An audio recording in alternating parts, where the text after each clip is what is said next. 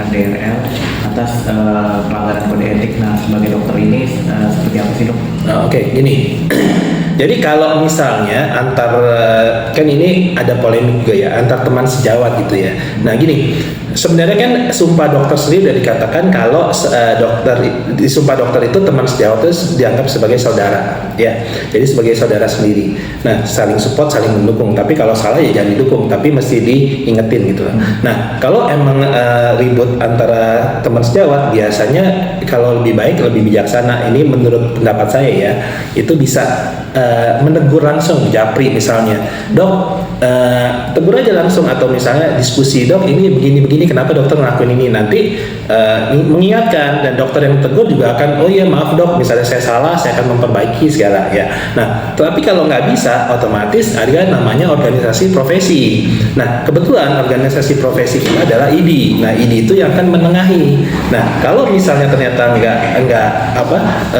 nggak beres juga ya, otomatis organisasi profesi itu yang datang, yang memanggil kedua belah pihak, kemudian akan dilakukan mediasi biasanya. Nah di ID sendiri ada Majelis Kode Etik Kedokteran, jadi otomatis kita lapornya ke sana, otomatis kan nanti dipanggil nih, kita dipanggil nanti dimediasi, kemudian kalau emang ternyata melanggar etika pasti ada konsekuensi, ada sanksinya sendiri gitu loh. Jadi mestinya biasanya kalau udah ID turun tangan dipanggil segala ya semestinya beres ya gitu loh. Jadi itu lebih bijaksana, karena kalau enggak nanti kan akan berkembang kemana-mana, takutnya malah jadi ke ranah hukum. Ke ranah hukum kan ya masing-masing akan rugi ya. Kalau udah berhubungan dengan hukum pasti akan mengeluarkan waktu yang lebih banyak, biaya lebih banyak segala ya. Jadi kalau lebih bijaksananya sih satu, antar teman sejawat, otomatis kalau emang ada kesalahan coba diomongin dulu, mediasi, kemudian kalau emang nggak bisa lapor ke organisasi profesi, biar organisasi profesi yang menengahi mediasi, nanti ada sanksi-sanksi kalau emang melanggar etika. Nah kalau misalnya ternyata urusannya dengan hukum pidana perdata, yaitu nanti dengan yang berwajib beda lagi gitu. Berarti pilihan dokter sendiri sudah tepat yang melakukan ke salah satunya. Kalau misalnya salah satu pilihan A dan B, ini gini, ini yang sesuai aturan seperti itu ya, SOP-nya seperti itu. Jadi kalau emang ada masalah dengan teman sejawat, ternyata emang nggak bisa mediasi dengan teman-teman pribadi, nggak bisa mediasi, otomatis ya kita bisa melaporkan ke Majelis Kode Etik Kedokteran. Nah nanti Majelis Kode Etik Kedokteran yang bekerja, karena kan semuanya di bawah naungan dari ID. Nah semuanya pasti akan mengikuti dari aturan dari Majelis Kode Etik Kedokteran semua gitu. Oke dok, yang lagi viral juga nih dok, ini berbicara mengenai tentang bisnis skincare. Itu kan 300 angka bos skincare itu ditangkap karena ketahuan produknya itu mengandung produk berbahaya merkuri. Nah itu sebagai dokter ini merupakan suatu hal yang memutuskan atau merugikan orang-orang yang berbisnis skincare atau kedokteran nggak sih, mengenai tentang hal-hal yang berbahaya seperti menggunakan merkuri, itu seperti apa tanggapannya?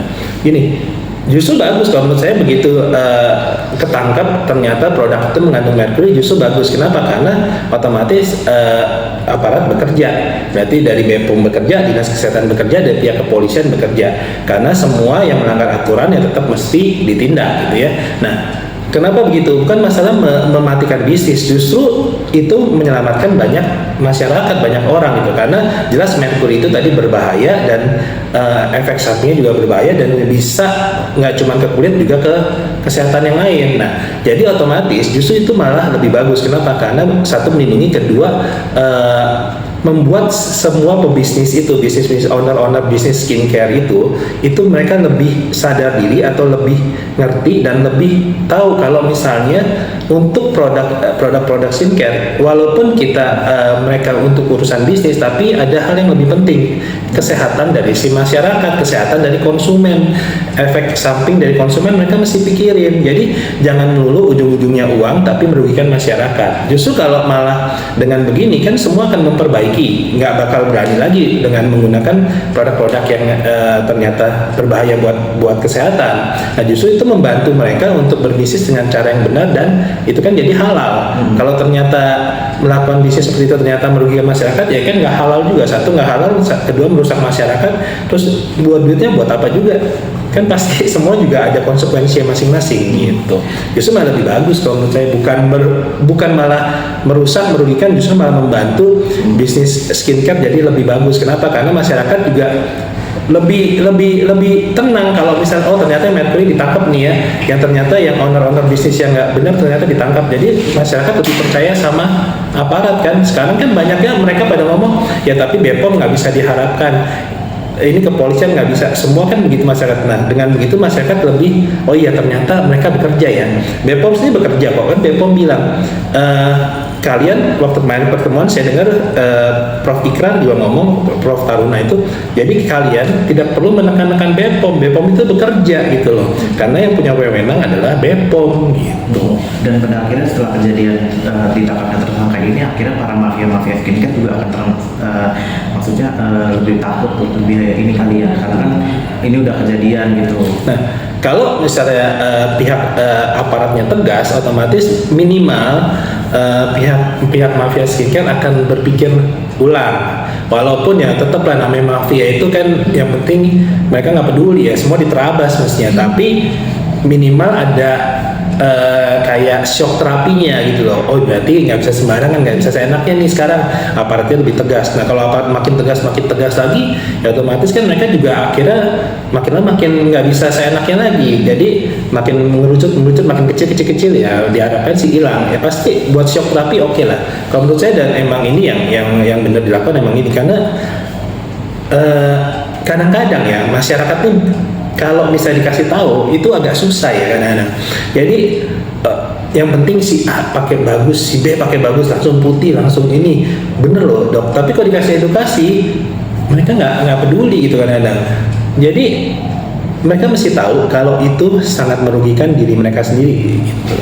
Dok, terakhir dok, ini kan tersangka ini kan di salah satu atau dari mereka itu kan dikabarkan ada yang lagi hamil. Itu sudah tepat belum sih pilihannya ditempatkan di rumah sakit ibu dan anak? Sementara dikabarkan si Agus ini juga sesak napas, itu dirawat di rumah sakit juga. Gini, jadi tetap kalau kita sebagai dokter itu kan yang utama adalah nyawa. Satu nyawa pun berharga, itu sumpah dokter ya. Jadi walaupun mau orang itu salah gimana pun tetap keselamatan jiwa seseorang itu yang paling diutamakan. Jadi di sumpah dokter sendiri itu udah dikatakan itu satu nyawa itu sangat berharga. Jadi mau dia salah apapun, kalau emang keselamatan jiwanya terganggu, dia sakit, emang mesti ditempatkan di rumah sakit. Jadi keselamatan jiwanya diutamakan dulu. Nanti hukumnya tetap berjalan, kan hukumnya nggak berhenti, tetap diproses kan hukumnya. Nah, jadi ini dibedain ya, kalau dari sisi kita dokter medis ya itu gitu loh. Tapi tetap proses hukum akan terus berjalan walaupun mereka di rumah sakit.